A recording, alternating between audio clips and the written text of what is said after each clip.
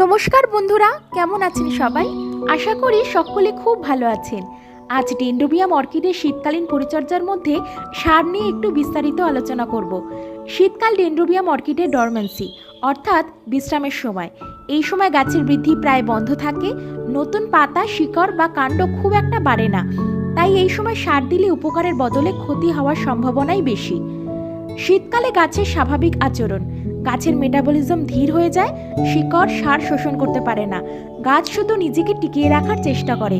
এই অবস্থায় সার দেওয়া মানে গাছকে জোর করে কাজ করাতে চাওয়া। শীতে সার দিলে কি কি সমস্যা হয় আসুন জেনে নিই। শিকড় পুড়ে যেতে পারে, মিডিয়ায় লবণ জমে যায়, পাতা হলুদ হয়ে যেতে পারে, গাছ দুর্বল হয়ে পড়ে। অনেক সময় দেখা যায় শীতে সার দেওয়ার পর গাছ একেবারে নিস্তেজ হয়ে যায়। তাহলে ফুলের জন্য কি সার দেওয়া দরকার নেই?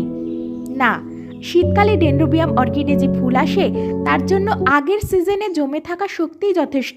এই সময় নতুন করে সার দিলেও ফুল কিন্তু ভালো হবে না। তাহলে শীতকালে কি করবেন? নিয়মিত হালকা জল দেবেন, তবে অতিরিক্ত নয়। ভালো আলো ও বাতাসের ব্যবস্থা রাখবেন।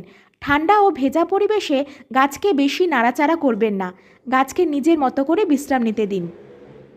শীত শেষে যখন নতুন পাতা, নতুন শিকড়, নতুন কাণ্ড দেখা যাবে, তখনই ধীরে ধীরে আবার সার দেওয়া শুরু করবেন। মনে রাখবেন, শীতে সার নয়, বিশ্রামী ডেনড্রোবিয়াম অর্কিডের জন্য সবচেয়ে দরকারি।